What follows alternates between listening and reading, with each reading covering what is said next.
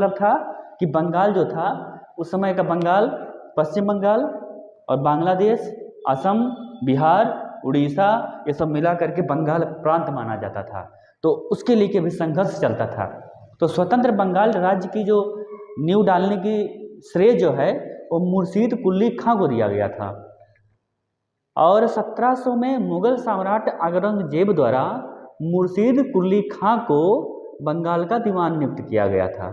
मुर्शीद कुली खां को 1700 में औरंगजेब द्वारा ही, मतलब मरने से पहले औरंगजेब ने मुर्शीद कुली खां को क्या नियुक्त कर दिया था? दीवान नियुक्त किया था। उसके बाद इस समय बंगाल का सूबेदार अजीमुस्सान था। इस समय बंगाल का सूबेदार कौन था? अजीमुस्सान। और मुर्शीद कुली खां को दीवान नियुक्त किया गया।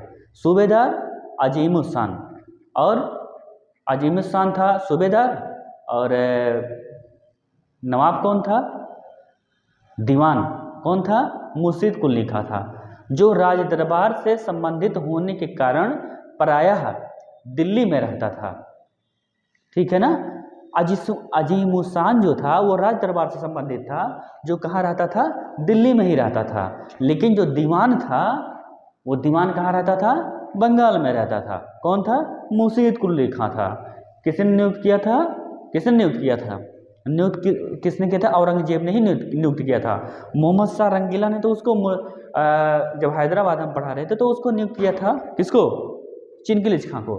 लेकिन यहाँ बंगाल में जो नियुक्त हुआ था वो था, नाम था मुर्शीद कुली खां था। अतः बंगाल जो था वो की वास्तविक शक्ति मुर्शीद कुली खां के पास थी। भाई राज दरबार में रहता था तो वास्तविक शक्ति किसके पास रहेगा? मुर्शीद कुली खां के पास ही रहेगा।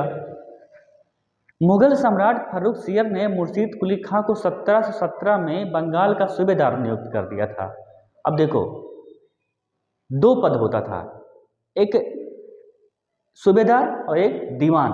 सूबेदार अजीमुस्सान था, चूंकि वो मुगल सम्राट के दरबार से संबंधित था। लेकिन जब फर्रुखसियर 1717 में आया तो मुर्शीद कुली खां को उसने कहा सूबेदार नियुक्त कर दिया, मतलब सर्वे सर्वा नियुक्त कर दिया, जिससे आगे चलकर मुगल साम्राज्य की कमजोर स्थिति का फायदा उठाकर स्वतंत्र बंगाल राज्य की नींव डाल लिया। ठीक है? जो जब 1700 ईस्वी में औरंगजेब जब शासन कर रहा था भारत पर, औरंगजेब जो था वो शासन कर रहा था। ठीक है? दिल्ली पर गद्दी पर था ये, औरंगजेब शासन कर रहा था। उस समय जो बंगाल था, बंगाल के दो पद हुआ करते थे। एक था सूबेदार सबसे शक्तिशाली पद हुआ करता था। सूबेदार मतलब जान लो थानादार, एसएचओ। और एक था दीवान। तो अब चूंकि सूबेदार जो नियुक्त किया गया था अजीमुस्सान,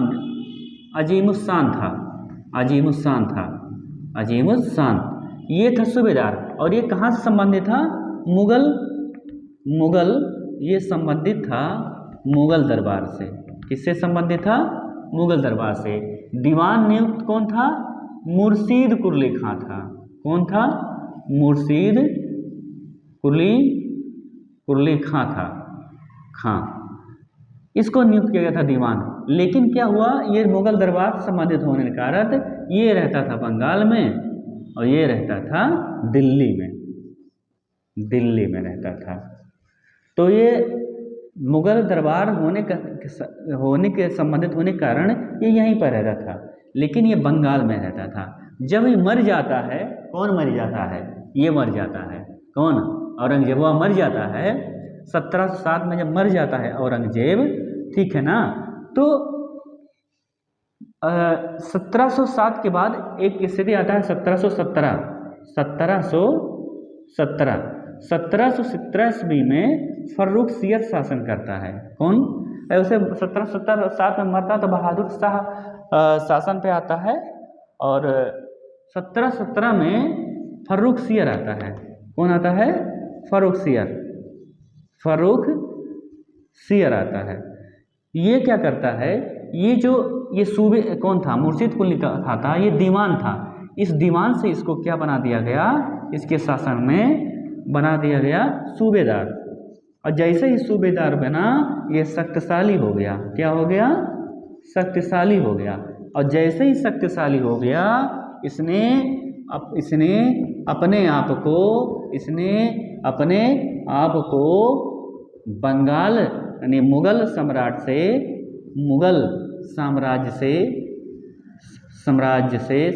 से अपने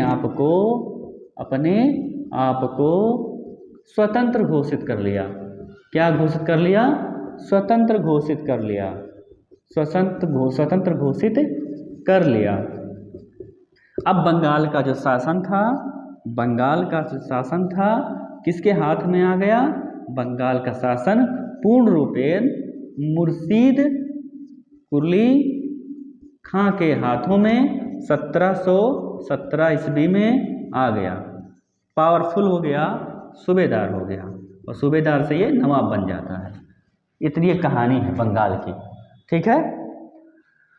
फिर क्या होता है कि कुली खां ने बंगाल की राजधानी ढाका के स्थान पर मुर्शिदाबाद को बनाया। उसने क्या बनाया, मुर्शिदाबाद बना दिया। ढाका था तो ढाका उसको हटा दिया और ढाका से कहाँ ले आया, क्योंकि ढाका तो बांग्लादेश से पड़ता है, मुर्शिदाबाद जो है बिहार और पश्चिम बंगाल के नज़दीक में पड़ जाता है, तो वहीं पे ले आया। मुर्शीद कुली खां ने बंगाल की राजधानी ढाका के स्थान पर मुर्शिदाबाद कर दिया। मुर्शीद कुली खां ने राज्य की प्रशासनिक व्यवस्था में सुधार करते हुए राज्य की वित्तीय व्यवस्था में नए सिरे से प्रबंधन किया। प्रशासनिक व्यवस्था को भी सुधारा और वित्तीय व्यवस्था को भी उसने सुधार किया, प्रबंध किया। उसने अपने नए भू राजस्व बंदोबस्त के जरिए जागीर भूमि के एक बड़े हिस्से को खालसा भूमि में, पहले क्या था, बंदोबस्त था जो जमींदारी प्रथा थी, उसको जागीर भूमि के एक बड़े हिस्से को खालसा भूमि में परिवर्तित कर दिया। प्रत्यक्ष रूप से बादशाह के नियंत्रण में रहने वाली भूमि जो खालसा भूमि होती है वो किसके शासन में आ गया, प्रत्यक्ष रूप में नवाब के शासन में आ गया। पहले जमींदार के हाथ में था, जागीरदारी व्यवस्था थी, उसने जागीरदारी व्यवस्था को हटा दिया और हटा करके उसने क्या कर दिया, खालसा भूमि में परिवर्तित कर दिया। मतलब ये जमीन मेरी है, नवाब मैं हूँ, तुम टैक्स वसूलो। टैक्स वसूलने के लिए उसने अधिकारी रख देता था। फिर क्या हुआ, ठेके पर भू राजस्व की वसूली की नई प्रणाली शुरू की गई। ठेके पर भू राजस्व वसूली की नई प्रणाली शुरू की गई, जिसे इजारेदारी व्यवस्था का शुरुआत किया गया। ये प्रश्न आया हुआ था दबंग पीसीएस क्लासेस में, आपका स्वागत है। तो क्या किया गया, मुर्शीद कुली खां ने उसने शासन व्यवस्था को सुदृढ़ किया, वित्तीय व्यवस्था में सुधार लाया, जागीरदारी व्यवस्था जो चली आ रही थी, जागीरदारी व्यवस्था के स्थान पर कौन सी व्यवस्था लाया,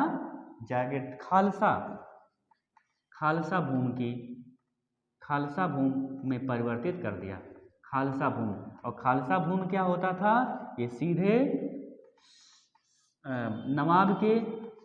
नवाब के सीधे किसके अंदर में आता था, नवाब के अधीन आता था। और अब भले खालसा भूमि तो नवाब के अधीन आ गया, जागीर खत्म कर दिया, जमींदारी, लेकिन अभी जो टैक्सवा जो वसूलेगा, जो कर वसूलेगा, तो कर वसूलने के लिए एक नई व्यवस्था शुरू किया गया, उसको बोलते हैं इजारेदारी व्यवस्था। ये प्रश्न आया हुआ था, इजारेदारी व्यवस्था, ये बंगाल में शुरू हुआ था। किसने शुरू किया था, मुर्शीद कुली खां ने। ये प्रश्न पीसीएस में इस बार आया हुआ प्रश्न था, इजारेदारी व्यवस्था। किसने शुरू किया? बंगाल में मुर्शीद कुली खां ने शुरू किया था। और ये एक तरीके से नई जिम्मेदारी ठेकेदारी व्यवस्था इसको कह सकते हैं। इसको हम क्या कह सकते हैं? ठेकेदारी व्यवस्था। जमींदारी के स्थान पर इसने ठेकेदारी व्यवस्था शुरू किया, मतलब जो ज़्यादा टैक्स वसूल के देगा ठेका उसको दे दिया जाएगा। ये चीज़ें हो गया। फिर क्या हुआ? इतना होने के बाद मुर्शीद कुली खां ने गरीब किसानों को कृषि विकास तथा भू राजस्व देने में सक्षम बनाने हेतु तकावी ऋण प्रदान किया। मुर्शीद कुली खां ने गरीब किसानों को कृषि विकास तथा भू राजस्व देने में सक्षम बनाने हेतु, मतलब किसान का जब विकास होगा, किसान अन्न ज़्यादा पैदा करेंगे तो उनको सक्षम बनाने के लिए उनको ऋण दिया, जिसको आजकल किसान क्रेडिट कार्ड कहते हैं, किसान क्रेडिट कहते हैं, उसको हम उस समय तकावी ऋण कहते हैं। क्या कहते थे? तकावी ऋण। क्या कहते थे?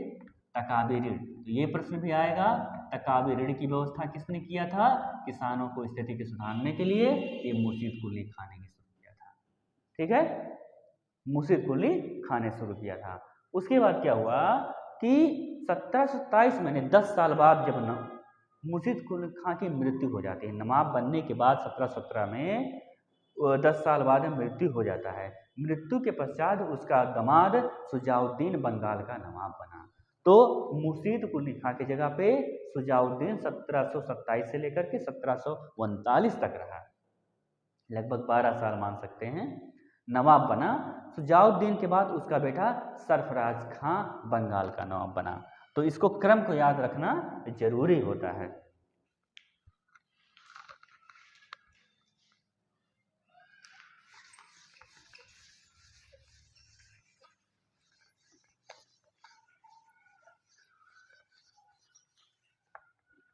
इसमें कौन बना? सबसे पहले मुर्शीद कुली खां बना, मुर्शीद कुली खां। फिर उसका बेटा सरफराज खां बना, सरफराज खां बना। ये 1707 से लेकर के 1727 तक रहता है, लगभग 20 साल शासन करता है। और फिर सरफराज खां 1727 से लेकर के 1739 12 वर्ष तक शासन करता है। फिर सरफराज खां, मुर्शीद कुली खां की मृत्यु के बाद कौन बनता है? सरफराज खां। मृत्यु के बाद उसका ठीक है, शुजाउद्दीन के बाद जो है सरफराज खां बनता है। शुजाउद्दीन, ये सरफराज खां जो है, बीच में शुजाउद्दीन भी आता है। कौन आता है? शुजाउद्दीन इसका सन ये है 1727 से लेके 1739। और फिर एक क्रम, दूसरा क्रम और तीसरा, तो मुर्शीद कुली खां, शुजाउद्दीन और उसके बाद सरफराज खां। 1739 ईस्वी में बनता है। कब बनता है? 1739 ईस्वी में बनता है, बंगाल का नवाब बनता है। शुजाउद्दीन के बेटा जो था वो सरफराज खां था। शुजाउद्दीन का बेटा ये सरफराज खां था, ये इसका दामाद था, इसका ये बेटा था। तो पहले बेटा दामाद को एक माना जाता था, अब तो दामाद जो होता है उसको पैसा वसूलने का एक मशीन माना गया है। तो सरफराज खां ये हो गया। मुर्शीद कुली खां, क्रम याद रखना, मुर्शीद के बाद कौन आता है? यानी मुर्शीद शुजाउद्दीन आता है। मुर्शीद के बाद कौन आ जाता है? शुजाउद्दीन आ जाता है। शुजाउद्दीन के बाद कौन आ जाता है? सरफराज खां जाता है। इसको क्रम का, मुर्शीद कुली खां के बाद शुजाउद्दीन आ जाता है। शुजाउद्दीन याद रखना, मुर्शीद कुली के बाद शुजाउद्दीन और शुजाउद्दीन के बाद सरफराज खां। उसके बाद क्या होता है कि शुजाउद्दीन के बाद उसका बेटा सरफराज खां बनता है। 1740 में बिहार के नायब सूबेदार अलीवर्दी खां ने सरफराज खां को गिरिया, मैंने 1740 में बिहार का नायब सूबेदार था, मतलब सूबेदार हो गया तो बिहार को नायब सूबेदार बना देते थे अलीवर्दी खां ने। और गिरिया के युद्ध में उसको जो है हरा करके बंगाल के नवाब का पद हस्तगत कर लिया। तो अलीवर्दी खां जो था, अब यहाँ से एक नई एंट्री आ जाता है, बिहार बंगाल में ही आता था और बिहार का नायब सूबेदार कौन था? बिहार का नायब सूबेदार था अलीवर्दी खां, अलीवर्दी खां। और अलीवर्दी खां ने सरफराज के साथ युद्ध होता है 1740 ईस्वी में। ये कमज़ोर था सरफराज खां, तो सरफराज खां जो 1747 बनता है, 1740 में इसका युद्ध होता है। और कौन सा युद्ध होता है? गिरिया का युद्ध होता है। कौन सा युद्ध होता है? और गिरिया के युद्ध में अलीवर्दी खां ने सरफराज खां को हरा देता है और अलीवर्दी खां जो होता है वो राज्य को हड़प लेता है, कि हस्तगत कर लेता है, हस्तगत कर लेता है। ठीक है। इसके बाद क्या होता है? हस्तगत कर लिया है, और हस्तगत करने के बाद मतलब कौन सरफराज का हार गया, गिरिया के युद्ध में होता है। नवाब का पद हस्तगत कर लेता है। इसने तत्कालीन मुगल सम्राट को 2 करोड़ रुपया नजराना देकर अपने पद की स्वीकृति प्राप्त की, और मराठों के हमले से दबाव में आ करके अलीवर्दी खां ने रघु जी से 1751 में उड़ीसा का प्रांत का एक बड़ा भाग और वार्षिक चौथ के रूप में एक निश्चित धनराशि देकर मराठों से भी संधि कर लिया। तो देखो अलीवर्दी खां ने क्या किया, जो कमजोर था सरफराज खां उसको हरा दिया, हरा करके हड़प लिया, बंगाल को हड़प लिया, खुद हड़प लिया, नवाब बन गया, और 2 करोड़ रुपया नजराना दे करके अपने पद की स्वीकृति प्राप्त कर ली। किसको दे दिया? सम्राट को दे दिया। मुगल सम्राट भी तो था उस समय, भारत पर शासन जो कर रहा था मुगल सम्राट कर रहा था, और मुगल सम्राट को 2 करोड़ रुपया उसने दे दिया 2 करोड़ रुपया मुगल सम्राट को दे दिया। किसने दे दिया? अलीवर्दी खां ने दे दिया। अब ये मुगल से तो अपना ये अपने और पद प्राप्त कर लिया, 2 करोड़ रुपया दे करके इसने पद की स्वीकृति प्राप्त कर ली। उसके बाद स्वीकृति प्राप्त कर ली, अच्छा तो इनसे तो काम हो गया, मुगलों से इनको डर था, मुगल से तो हो गया। लेकिन अब उस समय जो तो मराठा साम्राज्य था वो भी चरम स्थिति में था, बहुत शक्तिशाली था। तो अब मराठा साम्राज्य को कैसे खुश किया जाए? तो मराठा साम्राज्य क्या था, जो उड़ीसा का कुछ भाग था, उड़ीसा का कुछ हिस्सा दे दिया, उड़ीसा का कुछ हिस्सा दे करके इसको भी संतुष्ट कर दिया। किसको? मराठा को, कि मराठा भी ताकतवर थी। तो मराठा साम्राज्य था, इसने मराठा साम्राज्य को उड़ीसा का एक भाग दे दिया, एक हिस्सा छोड़ दे दिया, और वार्षिक चौथ के रूप में एक निश्चित, मतलब वो मराठा कहते थे तो हमारी अधीनता स्वीकार कर लो, और अधीनता स्वीकार करने के लिए तुमको चौथ देना पड़ेगा। क्या देना पड़ेगा? चौथ मतलब होता है 1/4 हिस्सा, जो आपकी आय होगी उसको 1/4 हिस्से के रूप में मराठा साम्राज्य को देना पड़ेगा। तो इसने क्या किया, मराठा साम्राज्य को चौथ भी दे दिया, और 1751 में ही उड़ीसा का एक भाग जो है उसने अलीवर्दी खां ने दे करके मराठा साम्राज्य से भी संधि कर ली। मुगल सम्राट को 2 करोड़ रुपया नजराना दे करके उसने क्या किया, मुगल सम्राट से अपने पद को प्राप्त कर लिया। ठीक है। तो ये जो था ये मुगल था, और कौन था? मराठा थे। उसने अलीवर्दी खां ने अपने आप को, स्थिति को मजबूत कर लिया। अलीवर्दी खां ने अंग्रेजों तथा फ्रांसीसियों को क्रमशः कलकत्ता और चंद्रनगर की अनुमति नहीं दी थी।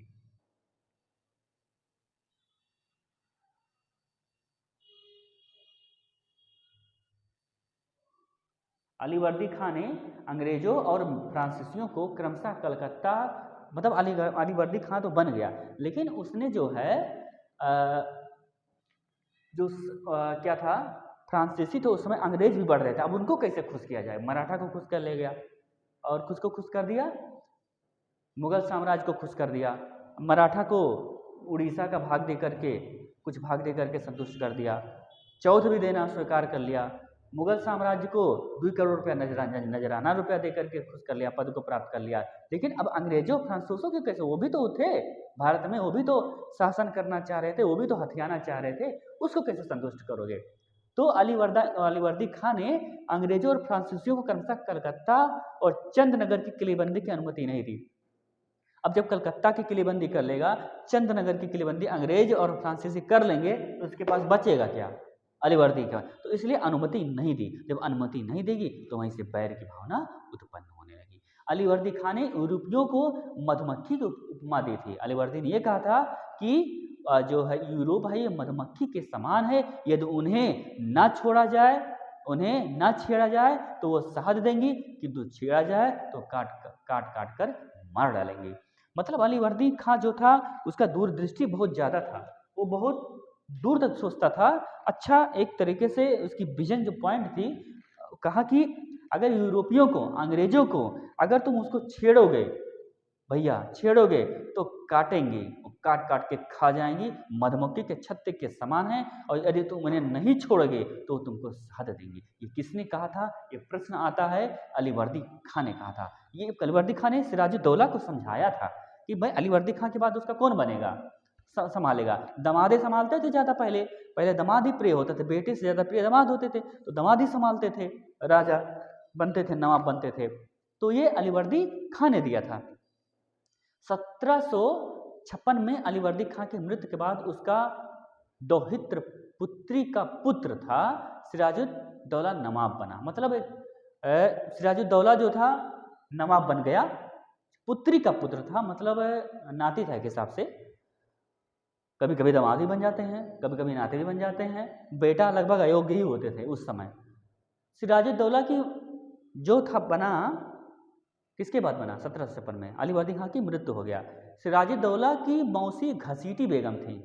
सिराजुद्दौला की मौसी घसीटी बेगम पूर्णिया के नवाब शौकत जंग, दोनों ही सिराजुद्दौला के प्रबल विरोधी थे। मतलब जब सिराजुद्दौला जब ये कहा करके मर गया, समझा उमझा करके ये मर गया। कौन मर गया? वो अलीवर्दी खां मर गया। जब अलीवर्दी खां मर जाता है, अलीवर्दी खां क्या होता है? मर जाता है। जब अलीवर्दी खां जो है मर जाता है, तो अलीवर्दी जो खां था, अलीवर्दी खां था, ये मर जाता है 1756 में, ये मर जाता है 1756 में, ये मर जाता है, मृत्यु हो जाता है, मृत्यु हो जाता है। तो उसने ये कहा था कि यूरोपीय जो है, यूरोपीय मधुमक्खी छत्ते के समान है। मधुमक्खी के छत्ते के समान है, मधुमक्खी के छत्ते के समान है। और यदि इन्हें छेड़ोगे तो ये काट खाएंगी, और यदि इन्हें नहीं छेड़ोगे तो ये शहद देंगे। ये किसने कहा था? अलीवर्दी खां ने सिराजुद्दौला को समझाया था 1756 में। उसके बाद मर गया, तो गद्दी पर बैठता है सिराजुद्दौला, नाती था सिराजुद्दौला, ये 1756 में बैठता है। और सिराजुद्दौला बैठता है, ये नाती था। क्या था? नाती था। इसके दो शत्रु रहते हैं। शत्रु कौन कौन थे? एक घसीटी बेगम थी, और एक था शौकत जंग था, चचेरा भाई था। तो घसीटी बेगम मौसी थी इसकी, ठीक है। तो घसीटी बेगम और शौकत जंग था। घसीटी बेगम और कौन थे? शौकत जंग थे। अलीवर्दी खां की मृत्यु के बाद उसका जो सिराजुद्दौला नवाब बना, सिराजुद्दौला की मौसी घसीटी बेगम व पूर्णिया का नवाब शौकत जंग था। ये पूर्णिया का नवाब था। शौकत जंग कहाँ था? पूर्णिया का, बिहार में है। पूर्णिया का नवाब था। पूर्णिया का क्या था? नवाब था। दोनों ही सिराजुद्दौला के प्रबल विरोधी थे, लेकिन इस सबसे बड़ा शत्रु बंगाल की सेना का सेनानायक मीर जाफर था। इन सभी ने सिराजुद्दौला के विरुद्ध पलासी के युद्ध में अंग्रेजी सेना का साथ दिया। सिराजुद्दौला के समय 20 जून 1756 में ब्लैक होल की घटना हुई और 20 जून 1756 को ब्लैक होल की घटना हुई, जिसका उल्लेख एक अंग्रेजी अधिकारी हालबेल ने किया है। हालबेल के अनुसार एक अंग्रेज अधिकारी हालबेल ने किया है। हालबेल के अनुसार नवाब ने एक छोटी सी कोठरी में 146 अंग्रेजों को बंद कर दिया, जिसमें 23 ही, जिसमें महज 146 को बंद किया, जिसमें 23 ही अंग्रेज जिंदा बच पाए। सिराजुद्दौला ने 1757 में प्लासी के युद्ध में अंग्रेजों से संघर्ष किया, जिसके उसकी पराजय हुई। प्लासी के युद्ध के बाद अंग्रेजों का बंगाल पर कब्जा तो नहीं हुआ, किंतु कठपुतली नवाब मीर जाफर बनाए जाने से उन्हें मनचाहा अधिकार मिल गया। बंगाल नवाब मीर कासिम 1760 से लेकर के 1763 ने बंगाल की राजधानी मुर्शिदाबाद से मुंगेर स्थापित की थी। मुर्शिदाबाद से, अब देखो मुर्शीद कुली का खात जो था वो कहाँ लाया था, वो मुर्शिदाबाद लाया था। कहाँ से लाया था? मुर्शिदाबाद लाया था, ढाका से। अब ये मुर्शिदाबाद से हटा करके मुंगेर ले आया और नज़दीक ले आया, मुंगेर ले आया कि उसको अंग्रेजों से रक्षा हो सके। मुंगेर में तोप व बंदूक का कारखाना स्थापित किया और सेना का पुनर्गठन किया। 22 अक्टूबर 1764 के बक्सर युद्ध में बंगाल के अपदस्थ नवाब मीर कासिम, अवध के नवाब शुजाउद्दौला, मुगल बादशाह शाह आलम द्वितीय के संयुक्त सेना का अंग्रेजी सेना हेक्टर मुनरो से सामना हुआ। इसमें अंग्रेजों की विजय हुई। इलाहाबाद के सन 1765 के द्वारा अंग्रेजों को बंगाल, बिहार, उड़ीसा की दीवानी प्राप्त हो गई। तो ये घटना जो सिराजुद्दौला है, जब इससे दुश्मनी हो जाता है। अच्छा, एक और था, इसका एक सेना नायक था, इस शौकत जंग था, चचेरा भाई था, घसीटी बेगम मौसी थी, और एक था मीर जाफर, ये सेना नायक था। ये बहुत धोखेबाज था। मीर जाफर सेना नायक था, ये इसके शत्रु थे और इसने ने मिल करके ही क्या किया, सिराजुद्दौला को हरा दिया 1757 में। 1757 में ये सिराजुद्दौला प्लासी के युद्ध में हार गया। पर हार क्या गया, ये हरा दिए। मीर जाफर था, ये जाके अंग्रेजों से मिल गया, तो इसको कठपुतली नवाब बना दिया गया। और मीर जाफर जो है, और इसको नवाब बना दिया गया, और ये प्लासी का युद्ध इस तरीके से सिराजुद्दौला हार गया। लेकिन मीर जाफर जो है, अंग्रेजों को जो उसका डिमांड था लूट खसोट का, वो पूरा नहीं कर पा रहा था। इसको भी हटाते हैं बाद में। तो इसके पहले एक ब्लैक होल ट्रेजेडी होता है, ब्लैक होल की घटना 20 जून 1756 में, 20 जून 1756 में होता है ब्लैक होल की घटना, जिसमें 146 अंग्रेजों को इसने एक कोठरी में बंद कर दिया कलकत्ता में, और बंद करने के बाद मर गए सब लोग, और 23 ही जिंदा बचे थे। इस 23 में एक अंग्रेजी अधिकारी हालबेल था, इसी ने जाकर बताया था, हालबेल ने, तभी जाकर के 1757 में प्लासी का युद्ध हुआ था। तो ये ब्लैक होल ट्रेजेडी की घटना अब इसको पूछते हैं।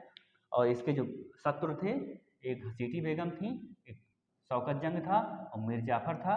बाद में 1757 के बाद 1764 में बक्सर का, हालांकि पूरा अधिकार नहीं हुआ, लेकिन 1764 में बक्सर का युद्ध होता है। इस बक्सर के युद्ध में 3 संयुक्त सेना थी, 3 संयुक्त रूप से शक्तियाँ थी, शाह आलम द्वितीय, मुगल सम्राट शाह आलम द्वितीय, और मीर कासिम था, और जो है अवध का नवाब था।